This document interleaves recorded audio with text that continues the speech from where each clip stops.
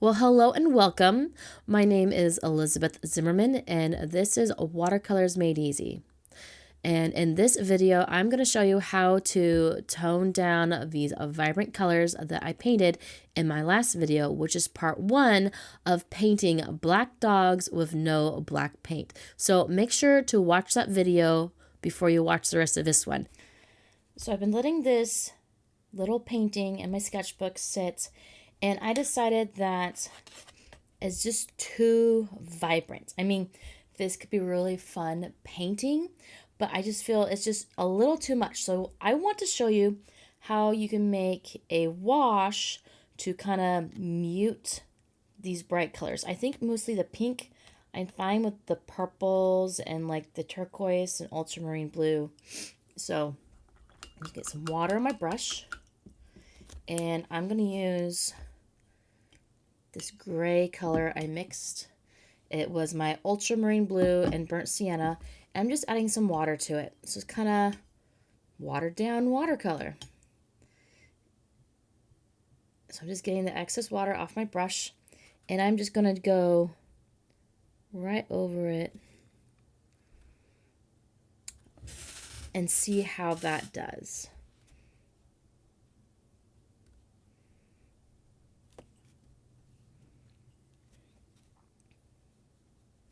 Another thing you can do is add the complementary color to neutralize things. So that would be like this turquoise color. Let's play with that too. Do a little experimenting to see which variety of toning down this pink. Since this paper is not 100% cotton, I really don't want to have my paintbrush on the paper very much, or else it's going to reactivate the paint, because the paint can't really soak into this particular paper in my sketchbook. So I'm just going very lightly over it, kind of touching the paper. I'm not brushing into it at all. So I'm still using this turquoise color. There's a little bit of ultramarine blue in it. Going to just dull down this really vibrant pink.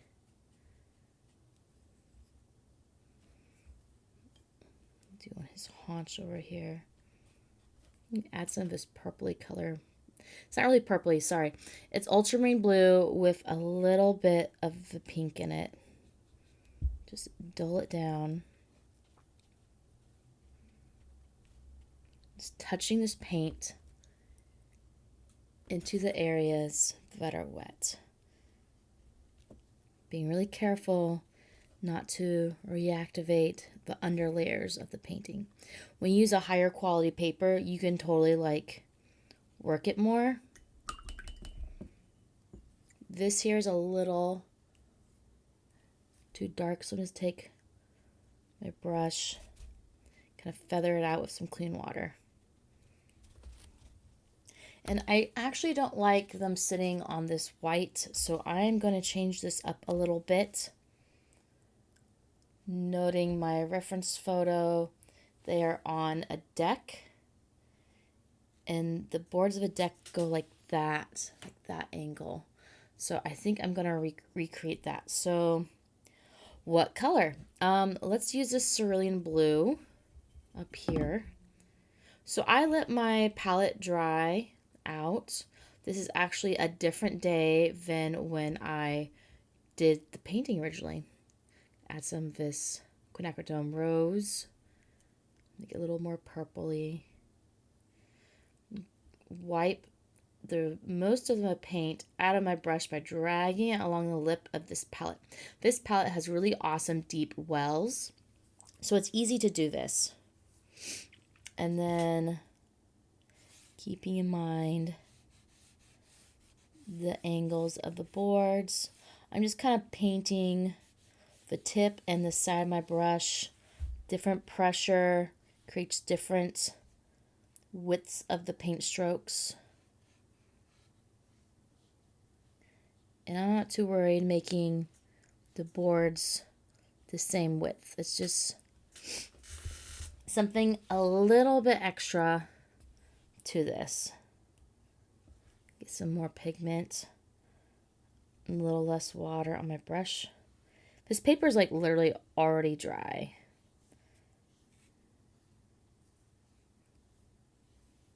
It's a little warm today, so your paint is going to dry faster when it's warmer. Rinse my brush. See if I can feather out some of these edges by just adding some water along the edge that I want softer and blend it out into the paint that's already on the paper. There we go. I want to shift the color to this purple a little bit, add some water to that. So one of the amazing things about watercolors is that you can let it dry out and then you just add water and you can start painting again. That's one of the big reasons why I love watercolors. I feel like, well, it's cost efficient and it's awesome like that. You don't have to remix the color if you already have it.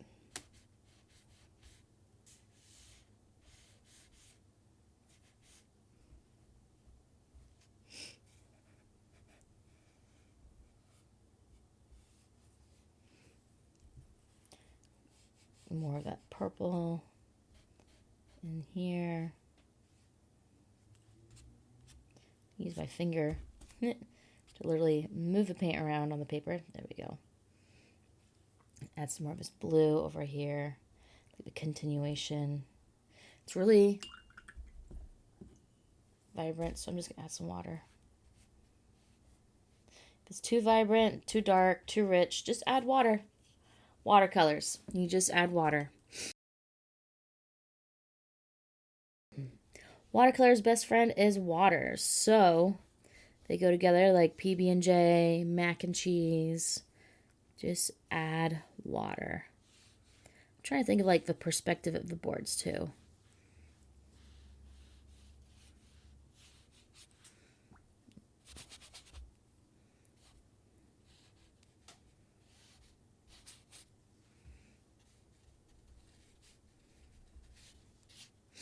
Let's do some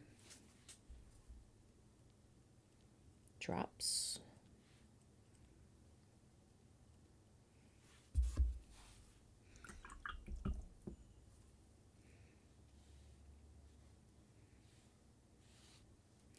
Let them bloom and change.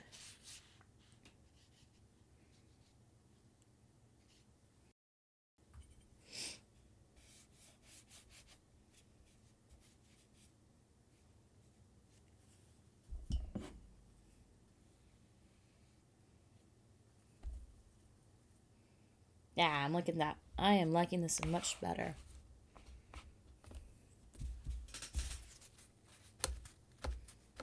Just use my paper towel to soak up some of that extra color.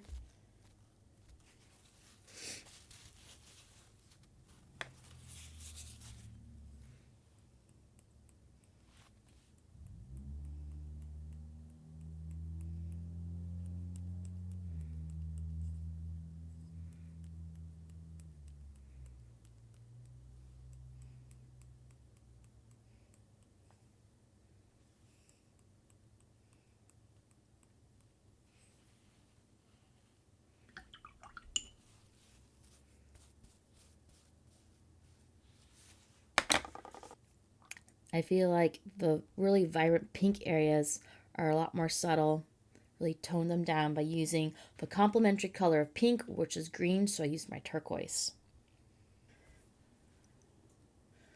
So I am going to play with this white gel pen.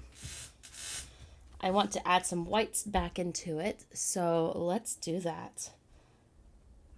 Okay. Make sure it works. Yep. So, add some whites, some definition back into this little drawing.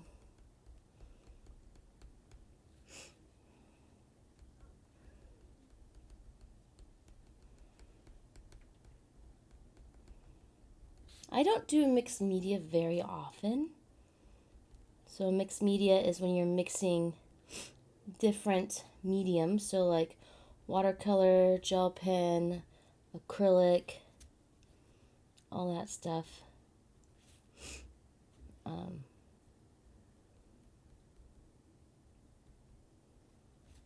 So kind of want to bring some of the shine back and bring back some detail into the piece.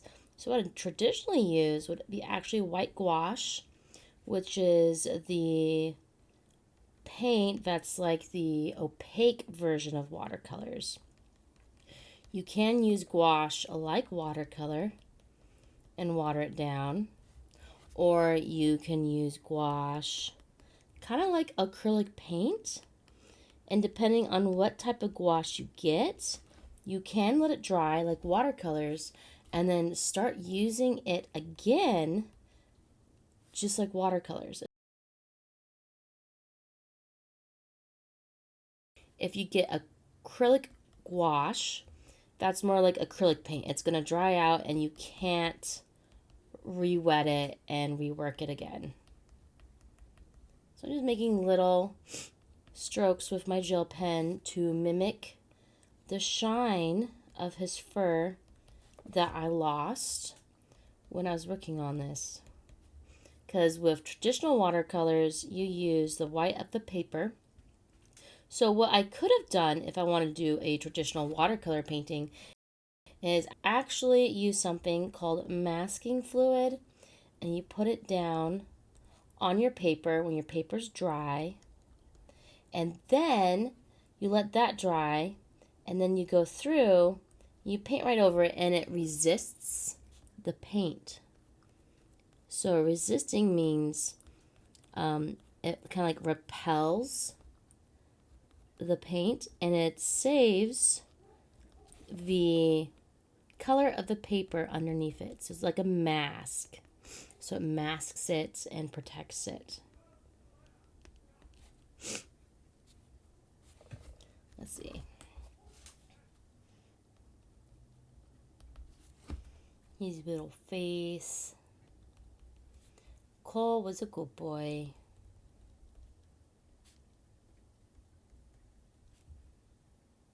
He's got some white on his muzzle. Just doing like some cross hatching. So I find if I work it too much, it kind of lifts off the gel pen, but I'm going to let it dry and see what happens. So I'm just doing some highlights. It's not doing the shadows.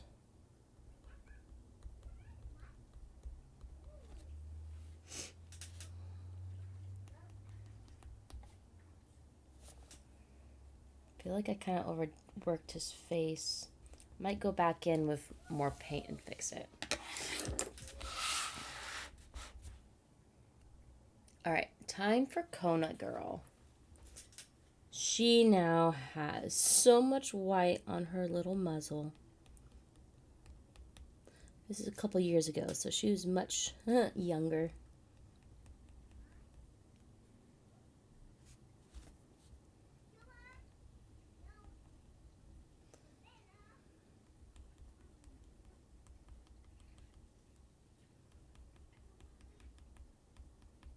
Kind of like little lines, cross hatching a lighter color instead of doing cross hatching for dark shadows, and then do a little highlight in her eyes, some shine on her head. I'm just having my line work go in the directions of her hair growth.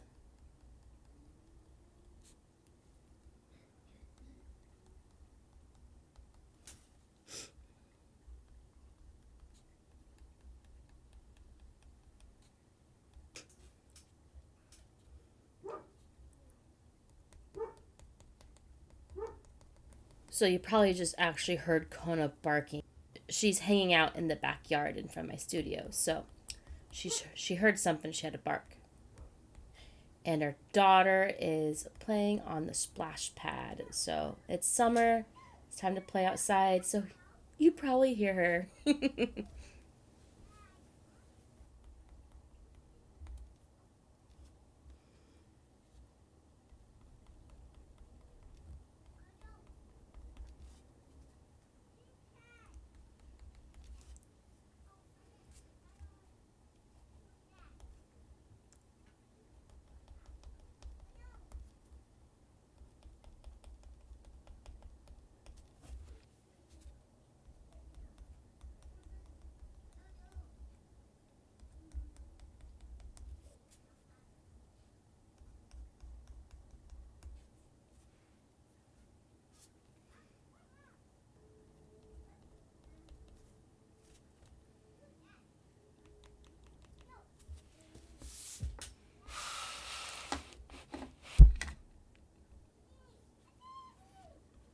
Let's work on Cole a little bit more. He has quite a shiny coat.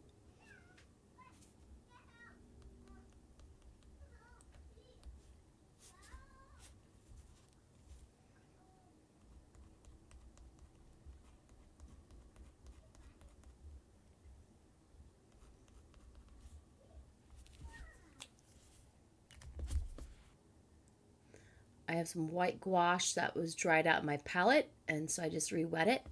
And now I'm going to add a little bit more light.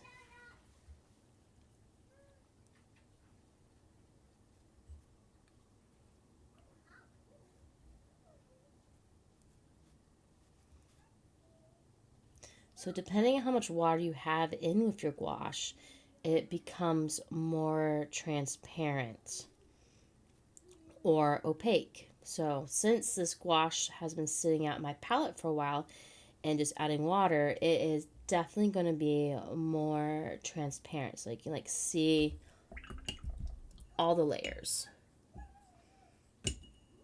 So just rinse my brush a little bit, work this around.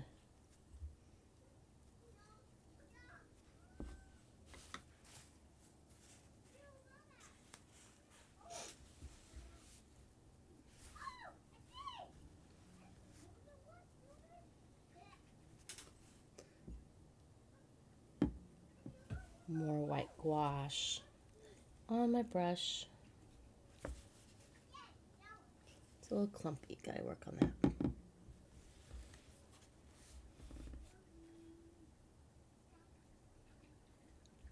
And you can see the gel pen lines through the gouache.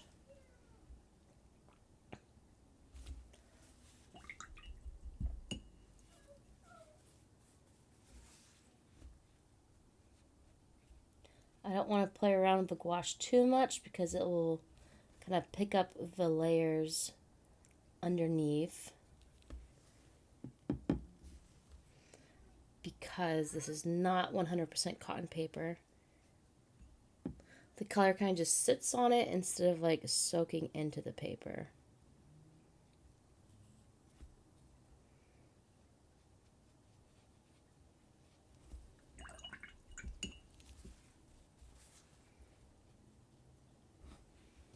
More white gouache is going to go on. Kind of even out these gel pen lines a bit. They're a little harsh for my liking.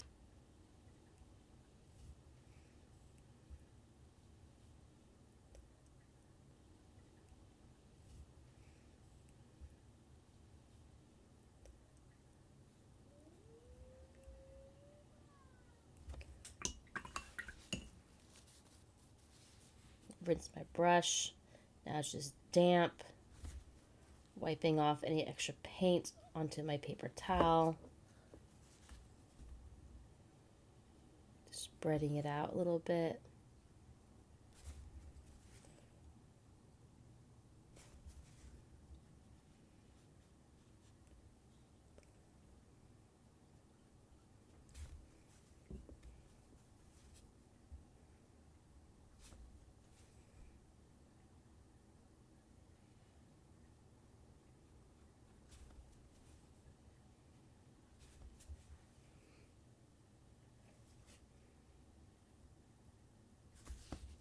Unfortunately, there's a couple hairs in my white gouache, but that's okay. I'll pull them out as I paint.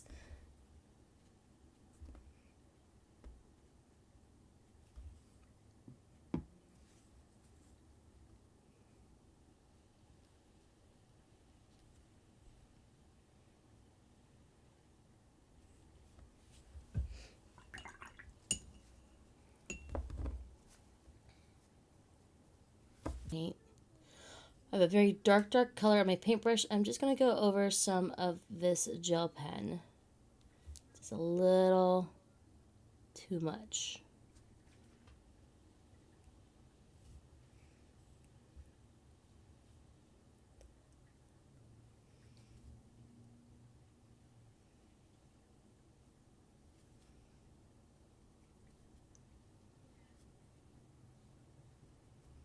Let's see how it looks. So I mix some ultramarine blue with a quinacridone rose and a little bit burnt sienna for this color mixture on my brush right now.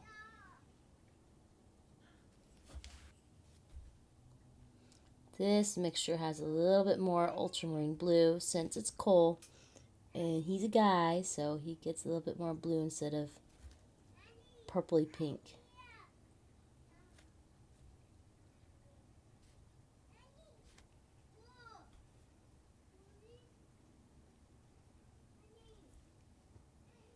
There we go. I'm not 100% happy with the eyes, so I'm adding a little more color to my paint. Added some turquoise to it. Cover it up. So I painted some dark paint over that. I'm just going to go back in with my gel pen to give her some highlight again. A little definition to her side of her face. Some more white. You can layer gel pen on top of each other very carefully, or else you're just picking it up. Very light little taps.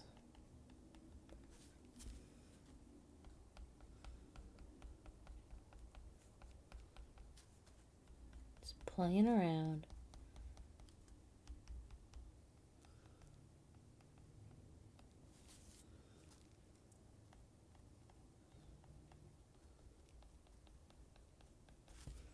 There we go.